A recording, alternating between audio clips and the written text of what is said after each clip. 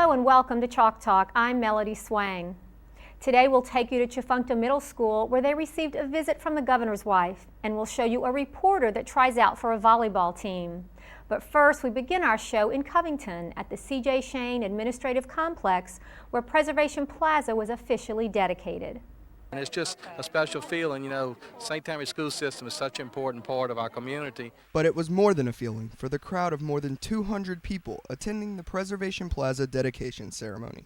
Following Hurricane Katrina, as we came back to school, we talked about needing to make a conscious effort to collect these histories of our schools. Thus work began on creating a history lesson, not found in textbooks, but engraved in stone.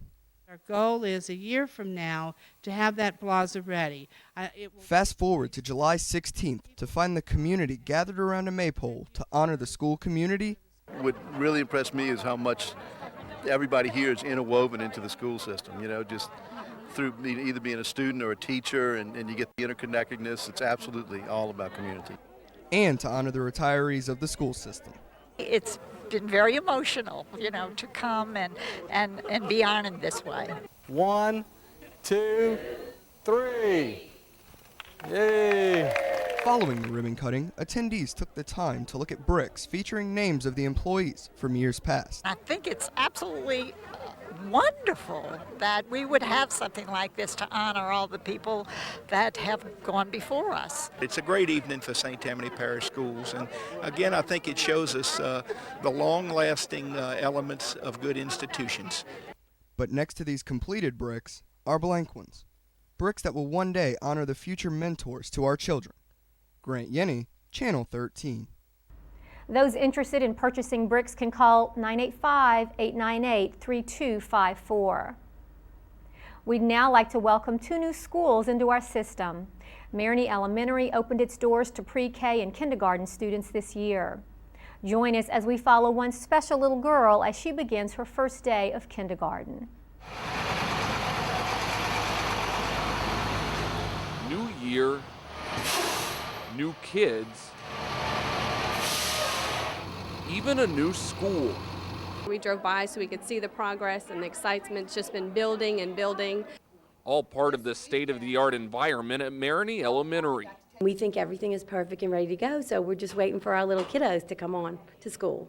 270 little kiddos, in fact, would fill the halls here, including kindergartner Anna Claire Vetrano. I felt good. I felt like I'm ready to go to school.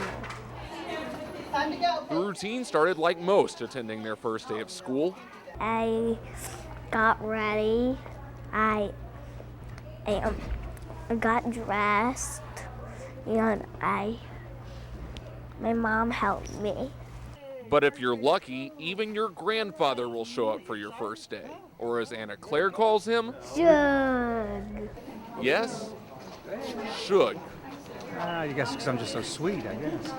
But we digress. After morning assembly,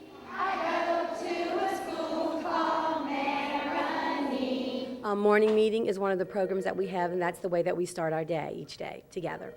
into the classroom. It was kind of fun, and we read some books, and we drew a picture of ourselves. Even Shug had reason to be excited. It's alive, it's vibrant, the teachers are just excited. There's so much bling in those classrooms that these kids are going to be just excited about being there. And so it begins for little Anna Claire, and hundreds of other students for that matter, a new journey at a new school with new opportunities. Michael Kelly, Channel 13. With the school motto, "We make a difference," this school will certainly make a difference in the lives of these little ones. Lakeshore High School, our second new school to open this year, held a ribbon cutting recently to officially open the school. Students, teachers, central office staff, and various politicians gathered to share in the excitement of this brand new high school. This indeed is a school that we are very proud of, that we know will in no time become one of our premier high schools. And with that, 3, 2, 1. A new tradition begins. Today, I think, is just our official beginning, even though we have had kids here. And it's just an excitement throughout the community and allows them to be just another part of what, the starting and beginning part of Lakeshore High has been. Principal Brennan McCurley welcomed visitors as Lakeshore High School began its inaugural year with a ribbon-cutting ceremony that included school board members, administrators, parents, and most importantly, the students. It's an awesome experience, and the transition from Fontainebleau was sort of hard because we lost some of our friends, but now that we're here with everyone, it's a really good school, and I'm excited for this school year. And we're excited to go to the games and cheer the guys on. After months of preparation and planning, the Lakeshore vision became a reality. And as for Deputy Superintendent Trey Fulse, he couldn't be prouder. You come here for a couple years and it's just a building and you watch it progress and you get excited as the building progresses to the final completion. But then you walk in and see students in there and you see cheerleaders and band and teachers and teaching and learning going on. It's just an exciting time and something that we can be really proud of in this parish. Wendy Vitter, wife of U.S. Senator David Vitter, was on hand to share in the enthusiasm. St. Tammany just has so many of the top schools because you know how to build them. You have the administration, you have the building, the tools, the parents. I think it's just wonderful for St. Tammany, and this school's going to do great. Perhaps the Lakeshore High students are the most candid fans, and if Megan Revere is any indication, then the Titans have a bright future ahead of them. Our favorite thing about Lakeshore so far is just coming to the brand new school, brand new everything, desk. There's no gum on the desk, and it's exciting getting to see everyone's new uniforms and things like that. I'm excited, and I know all the other girls on the team are really excited, and all the other students here. We look forward to covering Lakeshore High's first graduation when the class of 2012 graduates. Join us now as we follow some junior high students to the Capital One Finance Park as they explore the role of finance. What they learned may come as no surprise to many adults, but to these students, planning and staying within a budget can be pretty challenging. Brett Gillette is only an 8th grader, but today he's raising a family. I am an investment person and I make $63,481 a year, and I am married with 1 kid. Then again, it's not your typical situation. I had to decide on what kind of house and a car, if it could fit the whole family. Thanks to Capital One Finance Park, Brett is just one of the many 8th graders learning how to balance a hypothetical budget.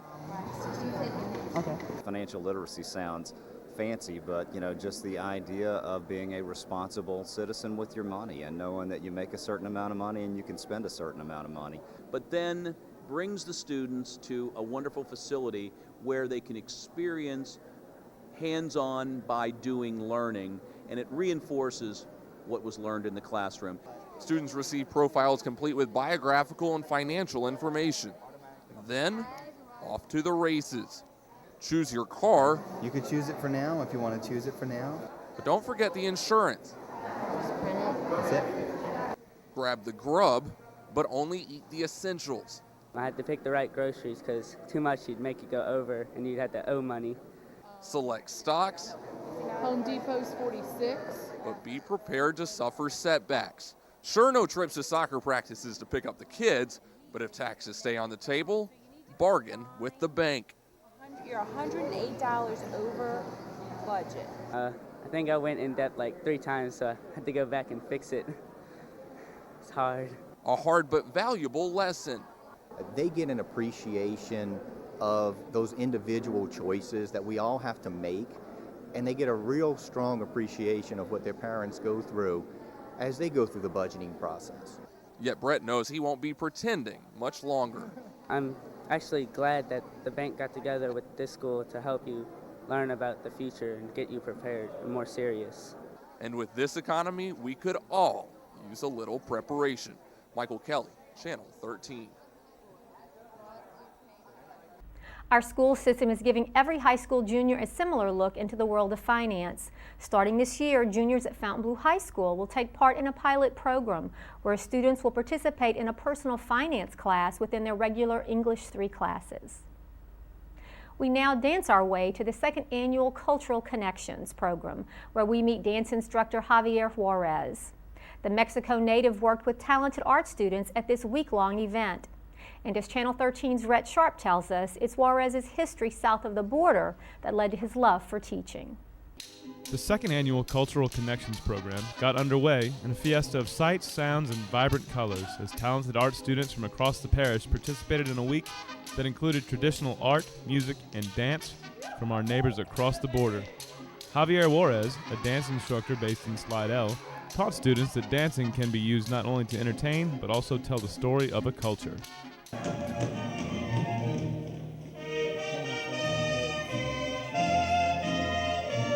But it wasn't until 1984, when he moved to New Orleans, that his true calling was realized. My goal was really to establish something. I didn't want to be traveling. So since my wife ran this area, I said, well, let's go back home and see what we can do. And I opened my dance studio 22 years ago and 23 years ago. And as we say, the rest is history. Over the course of a week, Javier took his show on the road, traveling around the parish, teaching and performing traditional Spanish dances to elementary and middle school students. His passion for dancing and his native country culminated in a show created to promote traditional Mexican dance styles and history to students in St. Tammany.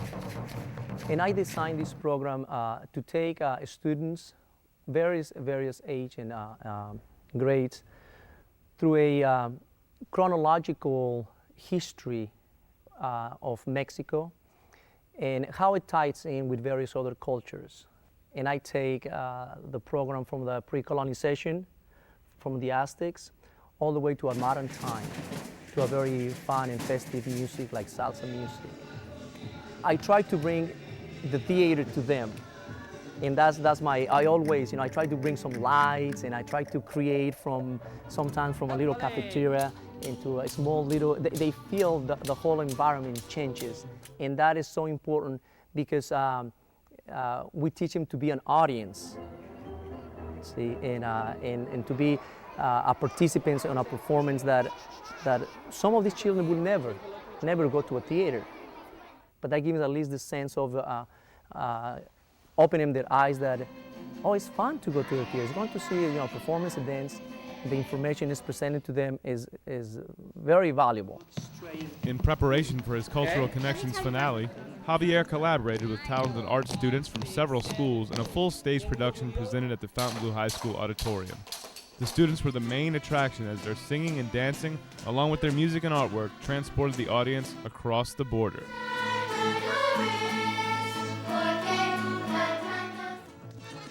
Javier's up-tempo demeanor, paired with his imaginative vision, set the stage for a successful performance. This opens another world for these students. To see the opportunity is great. So never feel short, never feel incapacitated to do something. No, you're gonna succeed. Just be there, be willing, and that's what it takes. Rhett Sharp, Channel 13. We look forward to more great programs as Cultural Connections and the Talented Arts program continues to offer students this unique opportunity. Our next story takes us to Slidell Little Theater, where recent Slidell High graduate Sarah Folkens played the leading lady in a story about a girl who finds love. But as Channel 13's Michael Kelly reports, it's a love story with a twist. I am high, so afraid. From the outside, it looks like your typical love story. And in some ways, it's just that. But for Slidell senior Sarah Folkens, Little Musical allows you to look through a new lens. It's a play that should open your mind and stop people from being so closed-minded. You see, Sarah Is there a star that's close to us? is a little person. I was beyond flattered and surprised and just, how are you gonna write a play about a little person? Composer John Giroux knew he had something special from the get-go. Whenever she was on stage, I couldn't take my eyes off of her. Usually I'm glued to the piano and watching the score and playing everything, but every scene that she was in, I was just drawn to her. Which is why Giroux gave the 3'10" actress the opportunity of a lifetime. I thought, wouldn't it be great to have a musical where she could play the leading lady and get the guy? But Jerome needed help with the writing, so he brought in director Scott Sauber. No problem. All right, got it. We started early in the fall. John would play pieces of music. During our Gustav break, started writing and coming up with some different ideas. I was trying to get her opinions and her feelings and trying to make sure that I got the lyrics and all right. And for Sarah, it was a message that needed a stage. I definitely feel like this show should be told for all little people. There's so many misconceptions in the world about little people or anybody. But her next performance might be her biggest one. I'd like to be some kind of teacher of theater. Theater will always be a part of me. In a way, it kind of chose me for years. I said I won't even have anything to do with theater, but it's kind of chosen me.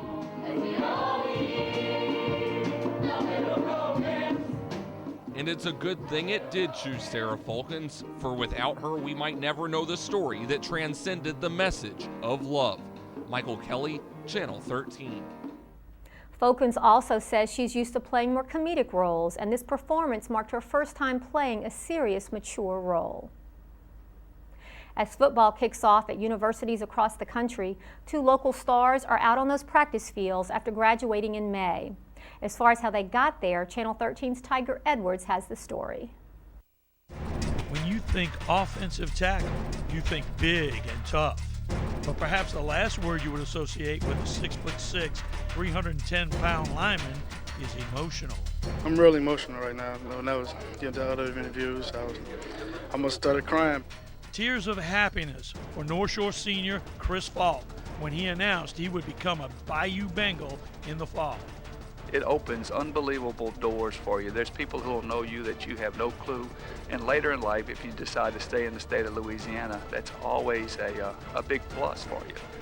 Yet this Chris is focused on doing well in 2 arenas. On the field, I am going to be playing offensive line, left tackle, or wherever. handoff wide, left side, first down. Do not know if I'm going to be redshirt tonight. It all depends on how I go up there. And in the classroom, I'm just go over there and get my grades and do what I got to do, on and off the field. no wonder Mr. Falk scored a historical double, being named a Parade Magazine All-American and to the U.S. Army All-American team. You're talking about being one of the top 2% of high school football players in the nation. And when you put it in that perspective, it's huge. And Coach Berg is going to go for it on 4th and 2. Play action fake. Got a man wide open, Chris Wade! Touchdown! But there was another Chris that put pen to paper. When you're in a 100-yard dash, and this is like the finish line, signing a paper. Except this Chris will leave the confines of Louisiana to play football at Miami University in Ohio. I'm gonna be playing linebacker. I can play either one. He's a kid that has gotten the things he's gotten because he works real hard. He worked hard on the football field. Hard work that could result in early playing time.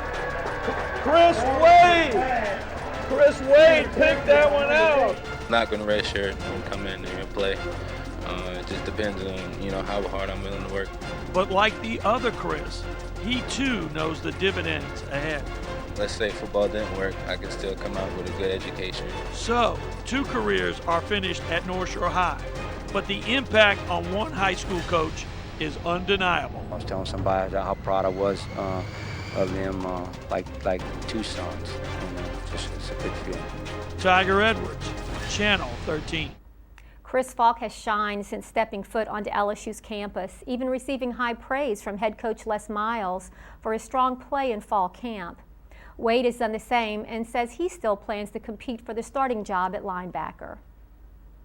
Now let's go to a volleyball court and take an inside look at what it takes to be a championship volleyball player. For Channel 13's Michael Kelly, it was quite an eye-opening experience. Walking onto a team when you've never played the sport before is a difficult task. Walking onto a team when that team went to the state semifinals in 2007 and the state finals in 2008, that might be near impossible. Nonetheless, that's my job today. Take off the work suit and put on the workout clothes as I try to become a member of the Fontainebleau High girls volleyball team.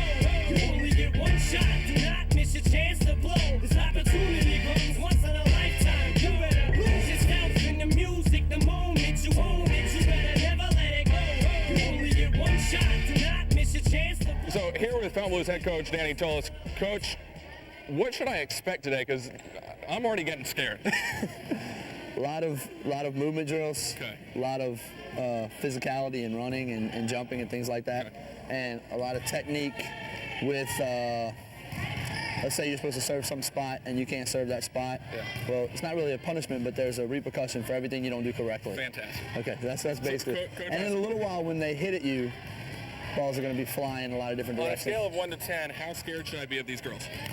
A few of them, 10. And of you? 12. Fantastic. Okay. So while the girls performed other drills, I worked on my serve. That's the one zone back there that she put those cones into. Okay, now she gave you a much larger zone than we give them, so she must think you're cute or something. Okay, see the big old zone? That's the headband, coach. Yeah, that's it. Okay, that's another sprint. Thanks, coach. All right, yeah, just so you know. It's just, I don't want you to lose sight of what we're doing here. Oh, we'll give him that one. We'll say it was close enough. Free throw line, back. Half-court line, back. Free throw line, back. In-line, back. Okay. 1. Yes, I only connected on 1 of my 10 serves, and that meant a lot of running. But at least I had some moral support.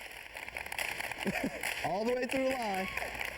Then, on to the real work, where it's safe to say, I struggled. I mean, this is child's play, so I'm not concerned.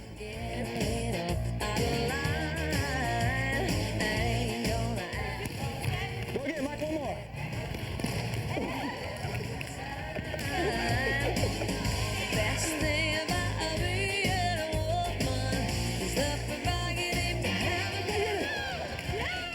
One more.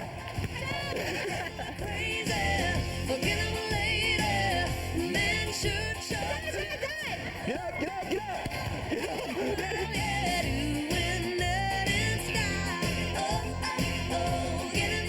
Hey guys, good effort, good effort.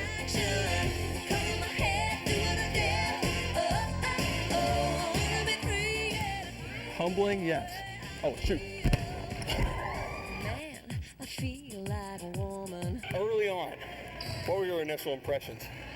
I thought you were very fast for a high school girl. I get that. I get that. You did a real good job with the tall speed. Too for a high school tall girl. for a high school girl.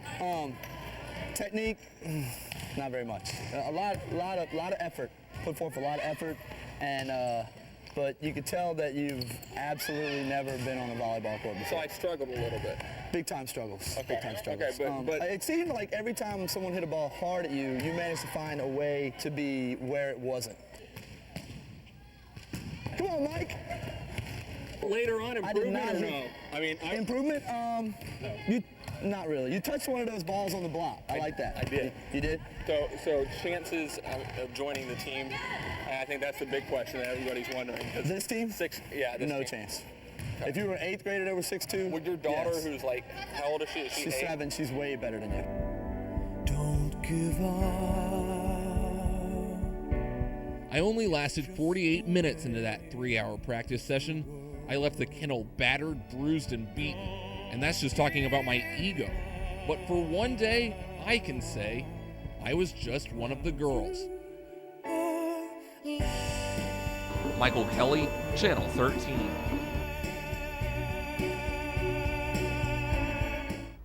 The Fontainebleau volleyball team only lost 3 seniors last year, and Tullis says he expects a 4th straight trip to the state tournament this season.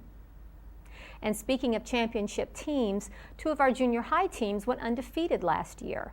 Fontainebleau Junior High girls basketball team and Slidell Junior High boys basketball team both had perfect seasons. Tiger Edwards has the story.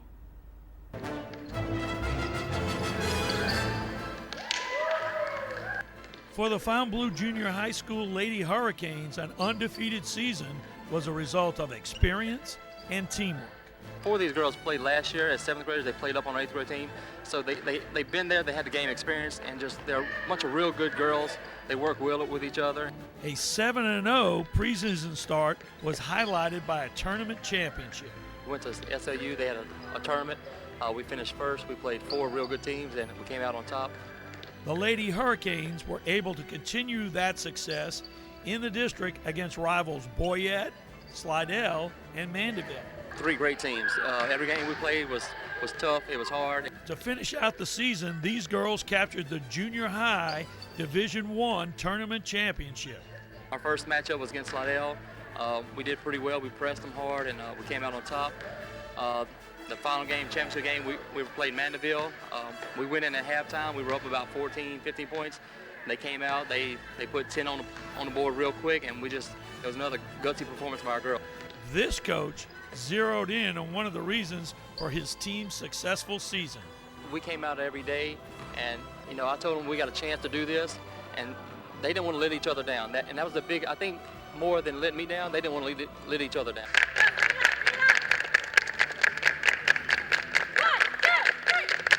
So, that's the Hoop Scoop here at Fontainebleau Junior High and the girls basketball team. Let's go over here. Across the parish to Slidell Junior High, where we'll get the Hoop Scoop from the boys basketball team.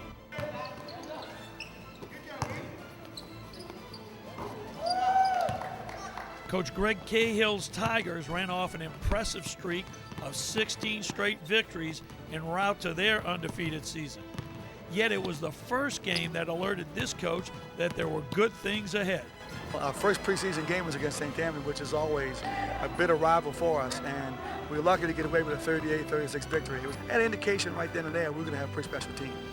Building on a strong outing in the first game and going without a loss throughout the rest of the preseason, the Tigers stepped into the challenge of district play. We had to go overtime at Mandeville, and anytime playing them in their house is going to be a tough game. So we were lucky to get away with a victory over there. Fontainebleau and Boyette were good games. In the Boyette game, as a matter of fact, the second time we played them was a real tough game. Coach Spring came out with a tough defense, and they were there at the time. We had to make some clutch shots at the end and win that game. The last hurdle to a perfect season was the junior high Division I tournament championship game. Guys, we're playing against a tough Mandeville team with a super smart player, so we got to play our best. And I tell you what, the guys are ready to the challenge, and they answered every call they needed to. For this coach, the key to his team's success was simple. I had everything a coach dreams for, quite frankly, and that's pretty much why we were successful. We had almost everything we needed. We had the speed, we had the penetration, we had the height, and we had determination. Tiger Edwards, Channel 13. We wish both teams the best of luck for the upcoming season. Louisiana's First Lady paid a special visit to some lucky students at Tchefuncte Middle and Pontchartrain Elementary School this summer. She was there to share with the students the importance that math and science play in the world around them. The First Lady of Louisiana, who holds a degree in chemical engineering, stopped by at a summer camp for 120 students of Pontchartrain Elementary and Tchefuncte Middle School. Her goal? To instill her own passion for math and science within the students. It's exciting for me to go out and share my passion for math and science with students all across our state. Studies show that students' interest levels in both math and science drop somewhere between the 3rd and 5th grade. This concerns Miss Jindal, who's out to put the cool back in school. So I try to come in there and share with them that it can be fun, it is exciting, it can be hard, but it can be overcome. I try to bring experts from industry or from academia or from other areas with me to show them that math and science can be applied in the real world and it can be a lot of fun. Miss Jindal also donated to the school's $500 worth of books, courtesy of Scholastic. Books that are essential in educating the youth of today. It's very important for kids to read all the time, but especially in summer when they're not going to school, it's important for them to continue reading. It's also important for them to value math and science. Sometimes children don't see those connections, and it's great that these are math and science books that the children will be able to use. Of course, we should have some fun and do some things that go swimming and do some other fun things across our state, but we also need to keep our mind engaged, and so it's important to show the kids that reading can be fun. And this fun day for all was well appreciated.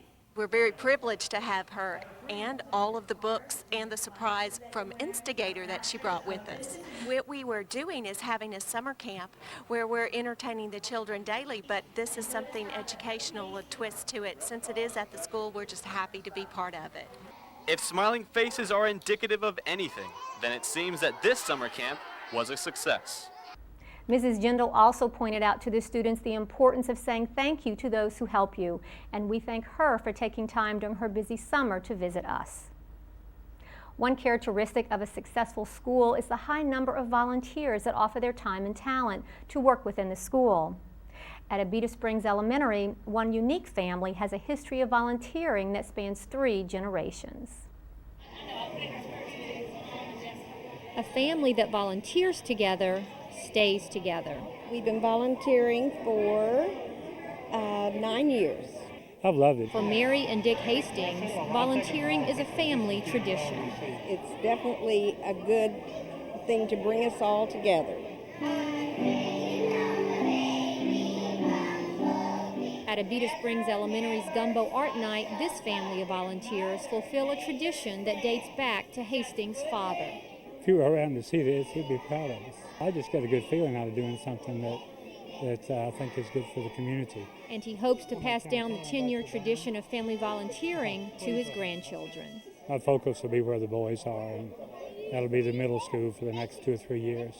So while they're graduating, you're graduating too. Yeah, we move right along with them. Yet for daughter Rachel Lambert, volunteering comes easy. You're invited to do a lot of things, and if you can't come in and do it during the day, you can do things from home, so they make it easy.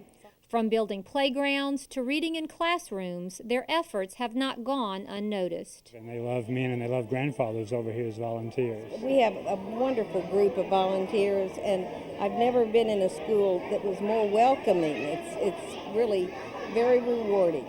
Rewarding and meaningful.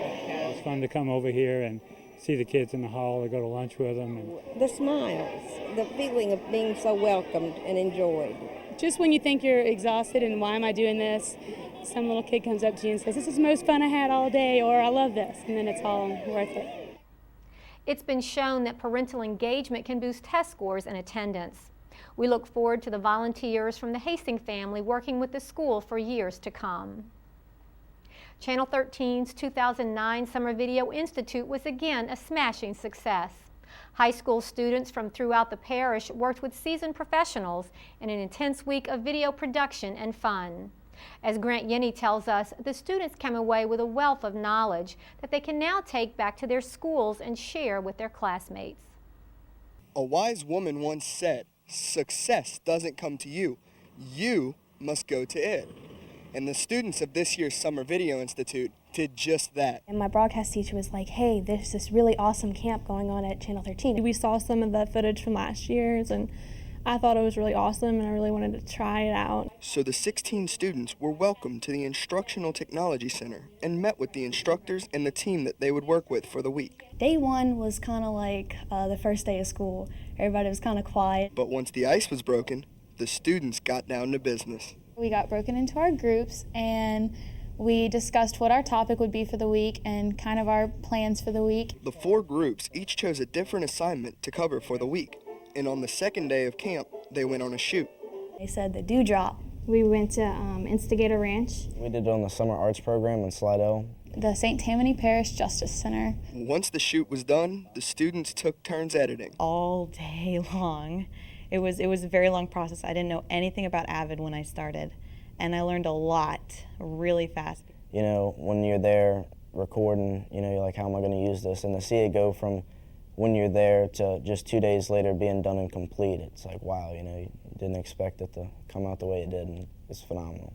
The week concluded with a film fest that was attended by the students, their parents, and friends, including the superintendent of St. Tammany Parish Public Schools, Gail Sloan. I enjoyed the local stories. It's so nice to see that students pick out something special in the community, tell the whole story about it, involve people from our community, and I think educate our community about some stories they may not even know about. So great opportunity to highlight the good things in our community and the skills of our students. I thought it was a wonderful opportunity for all of the children to work with kids from other high schools. I also thought it was a building tool for the foundation that's already been laid by their local high schools. And the students plan to share those skills with their classmates back at their high school.